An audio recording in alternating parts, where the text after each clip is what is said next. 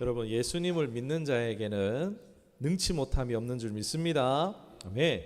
오늘 본문의 말씀은요, 우리 성도들에게 굉장히 매력적인 말씀이에요. 믿는 자에게 능치 못함이 없다. 우리 찬양도 있잖아요. 이따가 우리 마치고 할 거예요. 전능하신 나의 주 하나님을 해서 믿는 자에게 능치 못함 없네. 저는 이 찬양할 때마다요, 막 가슴이 벌렁벌렁해요. 막 웅장해지는 그런 기분이 들어요. 정말 이 찬양을 할 때면은 야, 정말 막 믿어지고 진짜로 될 것 같은 그런 기분이 드는 것 같습니다. 그런데 여러분, 찬양할 때는 그런 기분이 들긴 하는데 실제로는 어떤 것 같습니까? 내 삶 가운데에 이게 오히려 이제 불가능한 일들이 이제 여전히 불가능할 것 같은 그런 생각이 들지 않으세요? 여러분, 어떻게 받아들여 주십니까? 오늘 말씀의 장면에서 이 예수님이 말씀하신 바의 의도를 우리 함께 묵상해 봤으면 좋겠어요. 여러분, 진실한 믿음의 중요성을 가르쳐주는 굉장히 중요한 장면이라고 할 수 있어요. 우리 믿음 하잖아요. 이 믿음이 기적을 벌이라고 하잖아요. 그 믿음이 오늘 무엇인지 오늘 한번 좀 주의 깊게 좀 집중해 봤으면 좋겠어요. 말 못하게 하는 벙어리 영이 걸린 아이가 있어요. 계속 이 아이를 죽이려고 합니다. 불에도 물에도 막 던져요. 우리 어린아이를 어려서부터 막 이랬대요. 이런 아이를 막 찻길로 막 뛰어가게 만들고 막 건물에서 떨어지게 만들고 그런 사고들 있잖아요. 그런 사고가 유독 많은 아이들도 분명히 있잖아요. 그런 것처럼 이 아이를 어려서부터 귀신이 들려가지고 이 아이가 말도 못하고 계속해서 굉장히 위험한 정말 일들이 계속 일어나는 겁니다. 이 아이의 아버지가 어떻겠습니까? 아이 보는데 삶을 다 소진하겠죠. 그러면서 이 아이의 귀신 들린 것을 쫓아내기 위해서 온갖 수단 방법을 다 써보지 않았겠습니까? 그러고 이제 예수님이란 분이 나타나셨고 예수님의 소문을 들었어요. 못하시는 게 없다. 전능하신 분이다. 능치 못함이 없으신 분이다. 그리고 그의 제자들이 막 사역하고 있어요. 예수님이 막 제자들을 보냈거든요. 막 그래가지고 막 했어요. 귀신 쫓아내고 막 죽은 자를 일으키고 병든 자를 일으키고 막 이런 사역들을 했어요. 제자들도 그런 능력이 있다고 가지고 제자들한테 가가지고 예수님의 제자들 보고 내 아이 지금 귀신 들렸으니까 고쳐주세요 했는데 고쳤습니까? 못 고쳤습니까? 안 읽었죠. 우리 안 읽었는데 보면은 못 쫓았습니다. 쫓아내지 못했어요. 제자들 우리 왜 못 쫓았지? 이러고 있어요 지금. 예수님께 이제 그리고 이 아이를 데려와서 제발 좀 고쳐주세요 하고 찾아온 상황이 지금 이 장면입니다. 여러분 딱하지 않습니까? 정말 제자들 막 자기 다른 사람은 다 고쳐줬는데 내 아이는 못 고쳤어요. 뭐 이런 일이 다 했습니까 지금? 그래서 예수님께 왔더니 21절에 언제부터 아이가 이랬느냐 물어보세요. 여러분 이 말씀을 왜 하셨을까요? 예수님 언제부터 그랬는지 모르실까요? 모르면서 질문하셨을까요? 그렇지 않을 것 같죠. 아시는데 뭔가 의도가 있겠죠. 제가 예수님은요 이 질문하신 이유는요 뭐 그냥 치유해 주실 수도 있는데 뭔가 중요한 게 있어서 질문을 하신 거예요. 뭔가 이들에게 깨닫게 할 만한 뭔가가 있기 때문에 지금 질문을 던지시는 거예요. 예수님 몰라서 질문하신 분이 아니에요. 질문 안에 답이 있다 그러잖아요. 예수님께서 지금 또 이 모든 것을 보고 있는 제자들, 그들을 중요한 것을 가르치시기 위해서 사역을 하시지만 동시에 수업을 하고 계시는 거예요. 깨닫게 하시기 위해서. 그리고 제자들에게 가르치는 것은 곧 우리에게 깨달으라고 말씀하시는 겁니다. 여러분 언제부터라고 했더니 그 아이 아버지가 뭐라고 합니까? 어려서부터 그랬다라고 하는 거예요. 언제부터인지 모르겠어요. 어려서부터래요. 여러분 어릴 때부터 그랬다. 즉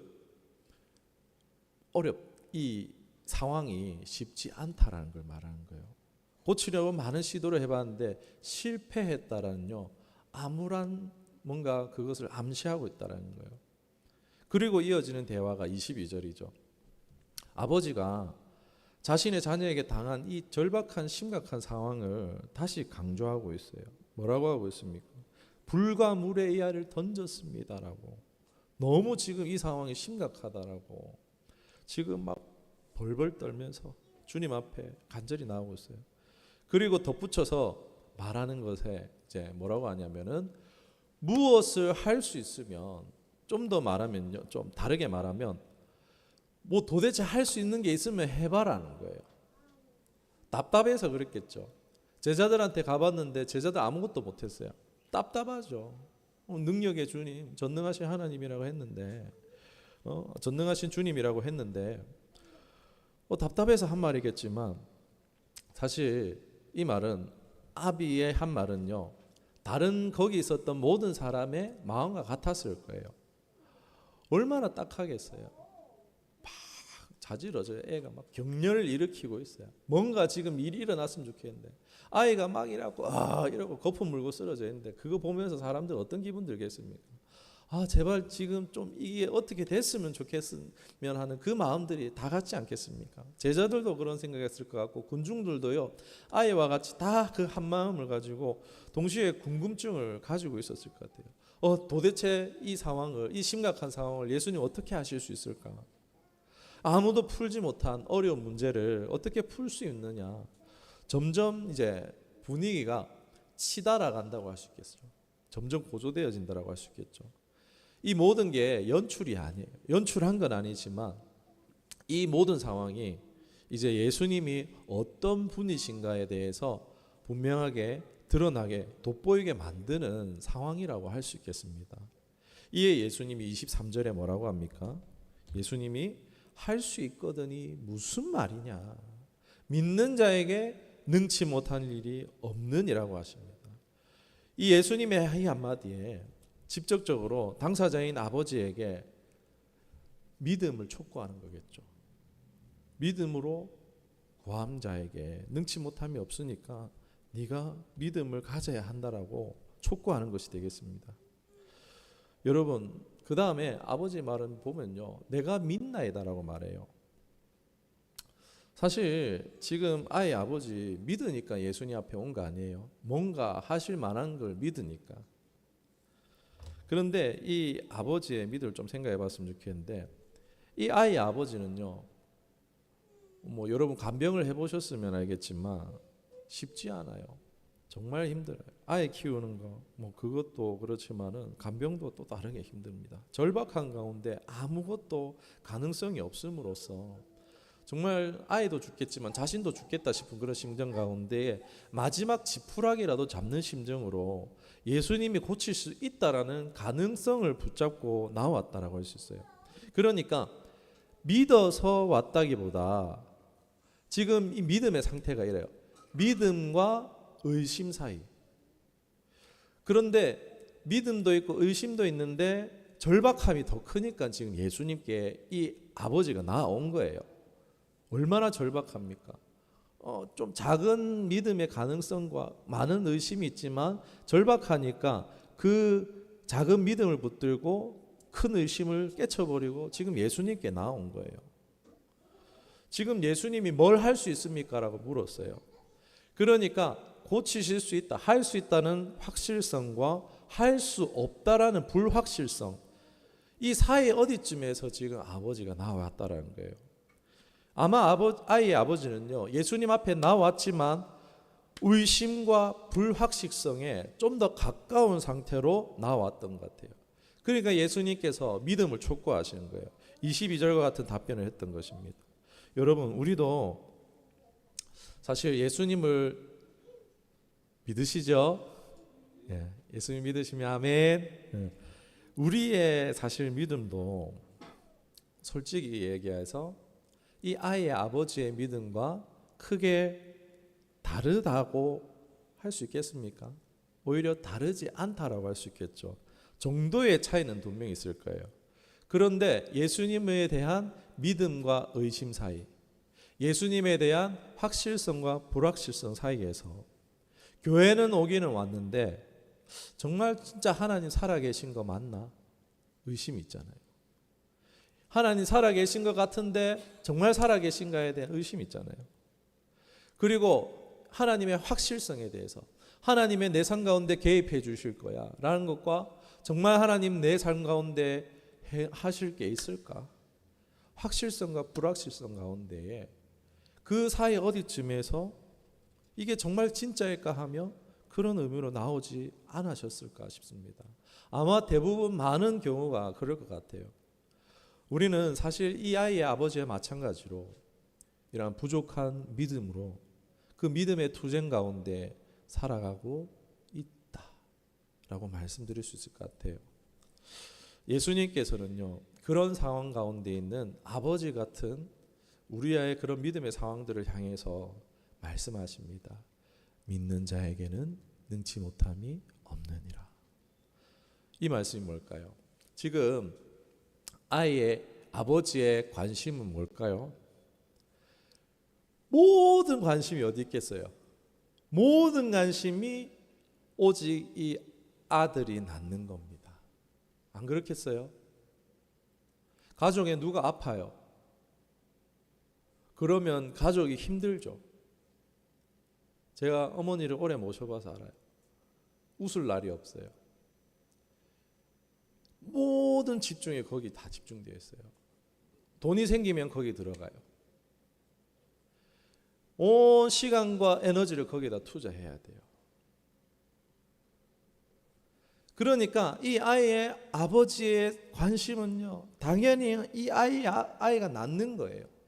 다른 거 없어요. 다른 건 다른 건 상관이 없어요. 지금 나를, 이 아이를 고쳐줄 사람이 누구인지도 사실 관심이 없어요. 고쳐주기만 하면 되는 거예요. 사실 그런 마음으로 나왔을 거예요. 그러나 예수님의 관심은 뭘까요? 바로 믿음입니다. 아이 아버지의 관심은 아이가 낳는 거예요. 예수님의 관심은 이 사람의 믿음이에요. 지금 이게 충돌하고 있는 장면이에요. 이 대화가 왜 이루어지고 있냐면요, 믿음, 그 관심이 충돌하고 있기 때문이에요. 인생의 지금 가장 치열한 순간을 아버지는 경험하고 있습니다. 그때 이 예수님과 한 인생이 충돌하는, 대립하는 장면이 바로 이 장면이에요. 우리 인생에 이러한 순간을 경험할 수 있다는 거예요. 그런데 예수님께서는요, 이 아이의 치유가 간절한 아버지를 향해서요, 너 아이 낳는 거 간절하지. 그런데 그 간절함을 네 믿음이 생기는 것에 간절함으로 바꿨으면 좋겠다라는 거예요. 네가 그 아이 낳는 거를 그렇게 간절하지, 나는 너에게 요청한다. 그만큼 믿음을 간절히 사모해 봐라고. 지금 예수님 그렇게 요청하고 계시는 거예요. 너 아들 낳길 간절히 원하지. 그 간절함을 돌려서 믿음을 간절히 구해라는 거예요. 믿음을 간절히 사모하라고 말씀하고 있는 것입니다. 여러분, 아니 아들을 낳기 위해서 이 예수님이 낳을 수 있다 하니까 믿으니까 나왔잖아요. 24절에도 보면은 이 아이 아버지가 뭐라고 첫 마디 얘기합니까? 믿습니다라고 얘기하잖아요. 그런데 여러분, 이 아이 아버지가 가졌던 믿음은 예수님이 원하는 믿음이 아니었다는 거예요. 딱 예수님께 나올 정도의 믿음이었다는 거예요. 딱 교회 다닐 정도의 믿음이었다는 거예요. 신앙이란보다도 신념에 가까웠다는 거예요. 그런데 절박함이 크니까 나왔던 거예요. 우리가 잘 먹고 잘 살고 내 평안하면은 여러분 신앙하겠습니까? 지금 교회 왔겠습니까? 내 안에 간절함이 있잖아요. 내 스스로 풀지 못하는 그 간절함이 있으니까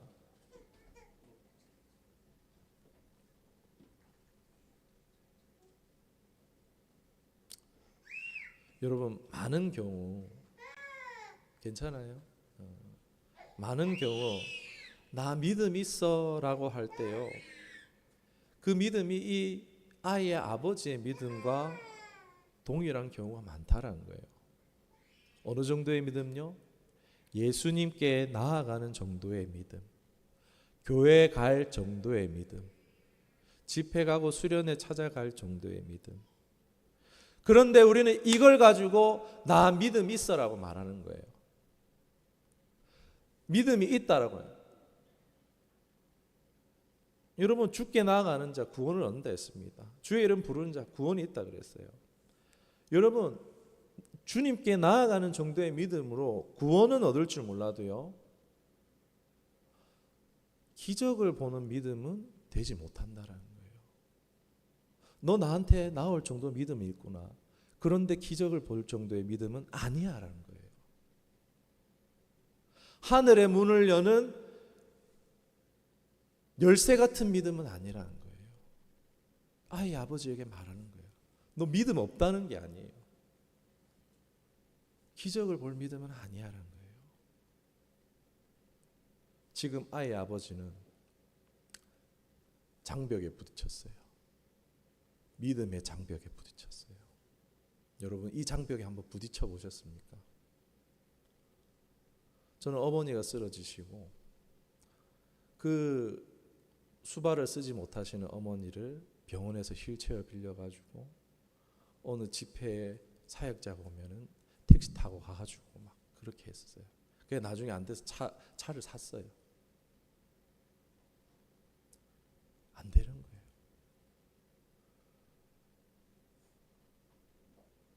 우리나라의 유명한 정말 치유 사역자가 있는 집회에 갔어요. 안수기도 받았어요. 아무 일도 일어나지 않아요. 이게 무슨 일이냐. 너무 마음에 힘들게 그 많은 인파를 뚫고 휠체어 끌고 거기까지 갔는데 정말 중풍병자를 안고 예수님께 나아갔던 심정으로 나아갔는데 아무 일도 일어나지 않았어요. 믿음의 장벽에 부딪혔었어요. 여러분, 이런 믿음의 장벽에 부딪혀본 경험이 있으시리라고 생각을 합니다.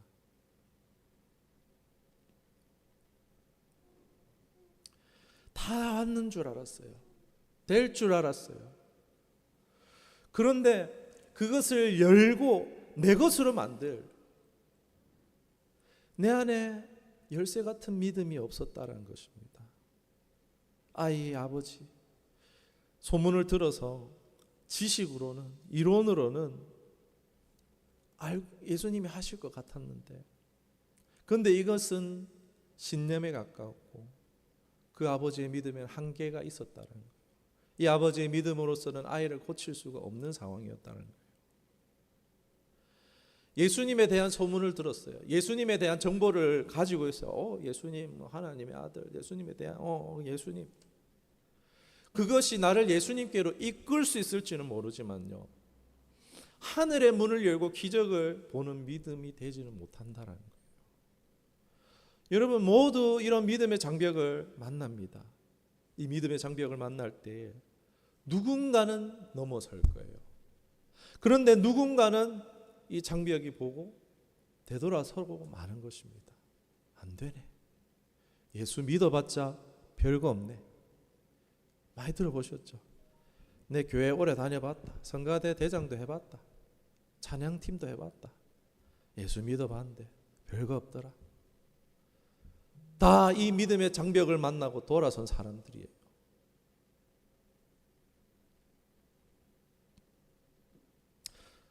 사랑하는 여러분, 우리 모두가 이 믿음의 장벽을 뛰어넘을 수 있기를 주님의 이름으로 축원합니다.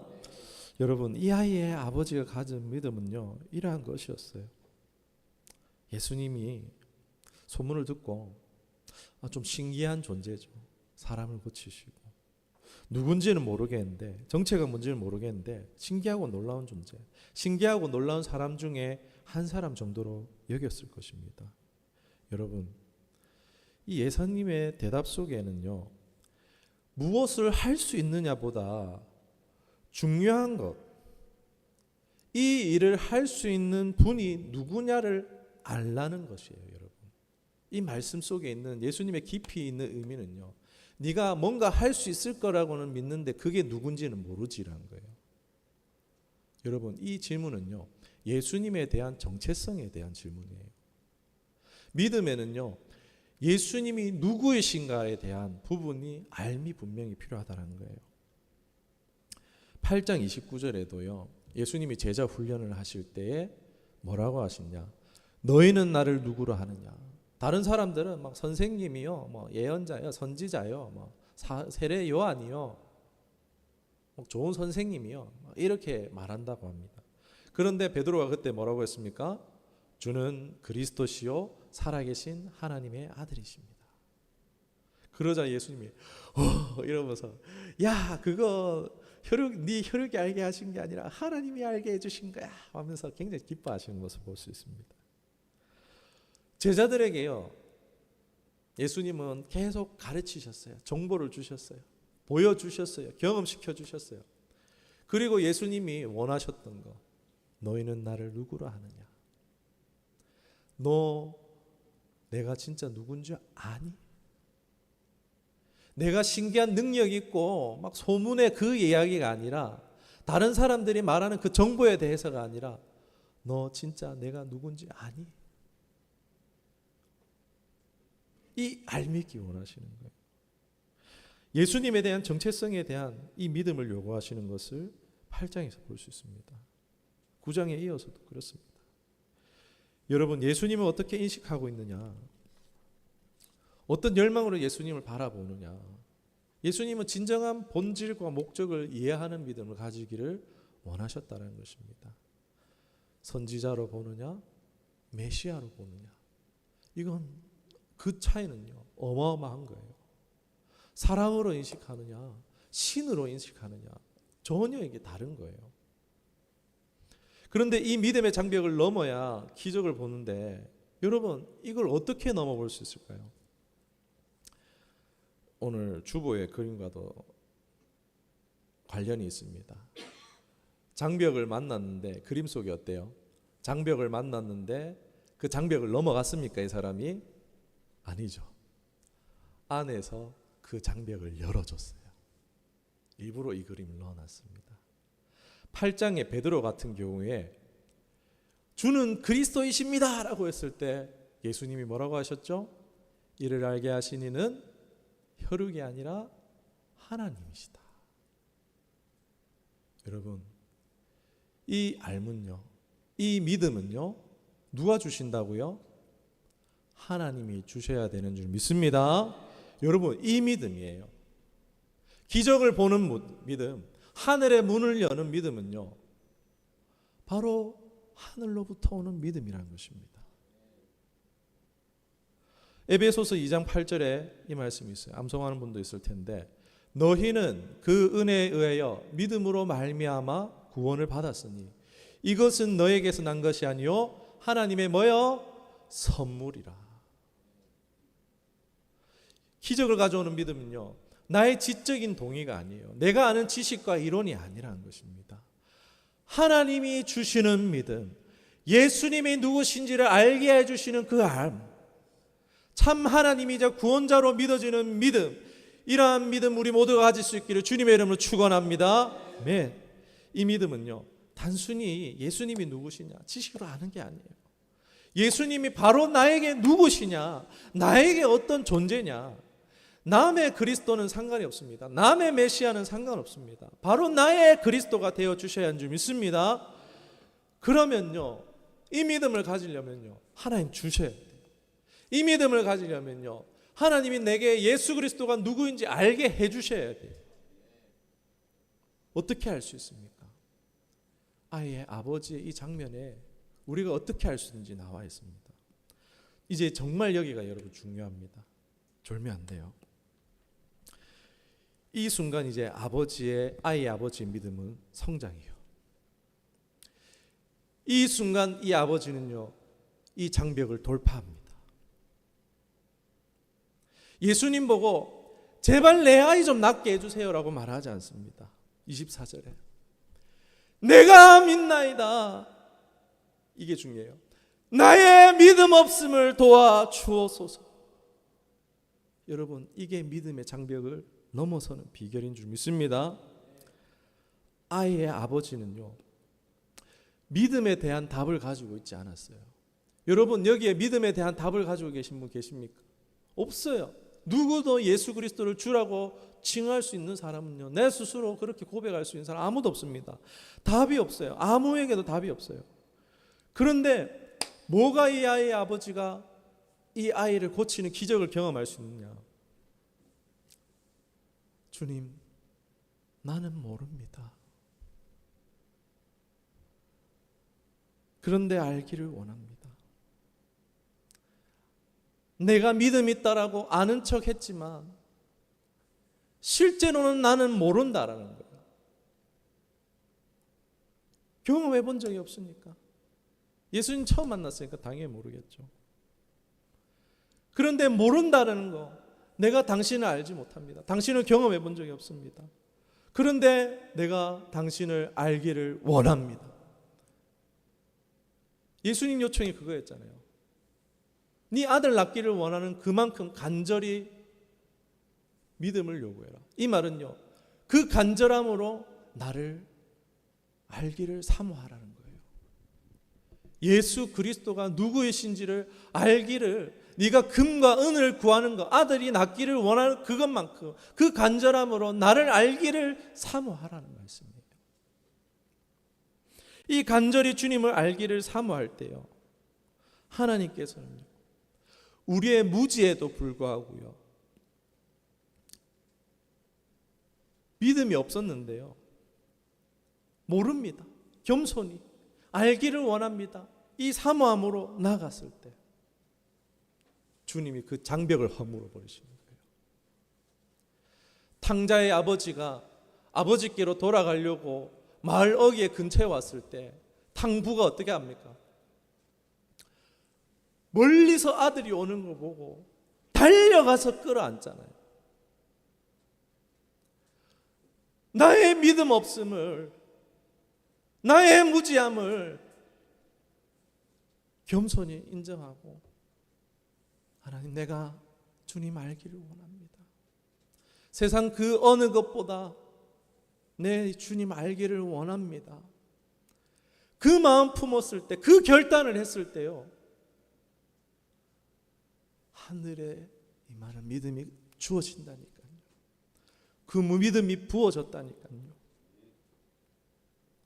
내게 있는 게 아니에요. 믿어져서 믿어지는 게 아니라 정말 믿기를 원할 때, 정말 예수 그리스도를 세상 그 무엇보다 알기를 원하는 그 순간이 하늘로부터 임하는 믿음을 가지게 되는, 소유하게 되는 그러한 역사한 때인 줄 믿습니다.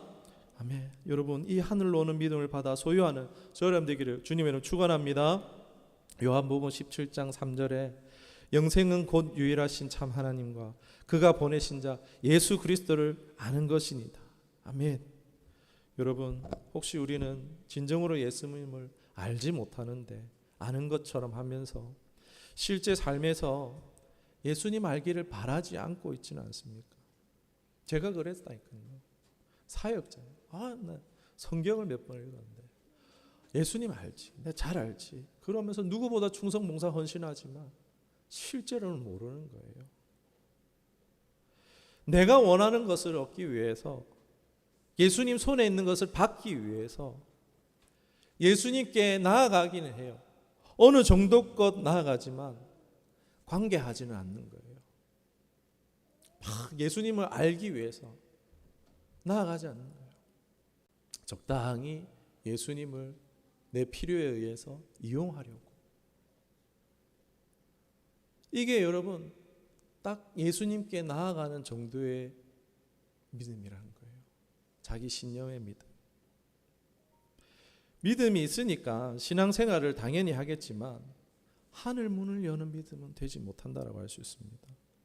우리가 예수께로 계속 인도함을, 권하임을 받아야 하는 그런 갈등을 머무르는 믿음을 넘어서 내 부족한 믿음을, 예수님이 알미 없는 것을, 다른 목적을 가지고 나갔던 것을 돌이키며 예수님을 알기로 작정하고 예수님을 진정으로 알기로, 교제하기로, 동행하기를 원하는 이런 믿음을 소유하시기를 다시 한 번 더 주님의 이름으로 축원합니다. 여러분, 이러한 믿음을 갖게 될 때요, 정말 이러한 사람은요, 예수님 아는 게 너무 좋아요. 예수님을 알기를 원하는 신앙을 추구하게 되어져요.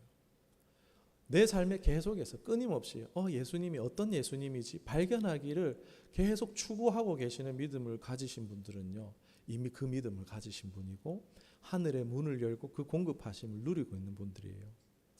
베드로전서 1장 7절에 너희 믿음의 확실함은 불로 연단하여도 없어질 금보다 더 귀하여 예수 그리스도께서 나타나실 때 칭찬과 영광과 존귀를 얻게 할 것이니라. 아멘. 믿음이 이 금보다 귀하다는 거예요. 이 금보다 귀한 믿음을 구하시기를 다시 한 번 더 권면합니다. 빌립보서 3장 8절에 바울이 이랬죠. 또한 모든 것을 해로 여김은 내 주 그리스도를 예수 그리스도 아는 지식이 가장 고상하기 때문이라. 내가 그를 위하여 모든 것을 잃어버리고 배설물로 여기고 그리스도를 얻고. 아멘. 예수님보다 이보다 좋은 것이 없다라는 거예요. 왜요? 예수님 안에 다 있거든요. 예수님과 함께 있으면요, 하늘 문이 열려 있기 때문이에요. 다른 거 구할 필요가 없는 거예요. 정말 예수님과 동행하는 이 믿음, 예수님을 경험하고 알기를 원하는, 날마다 그 주님을 알기를 사모하고 살아갈 때요, 기도 제목이 없어져요, 여러분. 우리가 기도 제목을 가지고 예수님께 나오지만 이 믿음을 가지면요, 기도 제목이 없어진다니까요. 이보다 더 좋은 것 없다. 세상 두려워하지 않고 미래를 두려워하지 않고 담대히 살아갈 수 있는 바로 이 믿음을 우리 소유하십시다. 천국은 마치 밭에 감추인 보화와 같다고 했죠. 그 밭을 거쳐가는 사람이 되는 것이 아니라 내 전 재산을 팔아도 아깝지 않은 예수님을 선택하는 우리가 되기를 바랍니다. 우리 모두 이런 믿음을 사모하시고 하늘의 문을 여시는 믿음의 삶들 되기를 다시 한 번 더 주님의 이름으로 축원합니다. 네, 기도하겠습니다.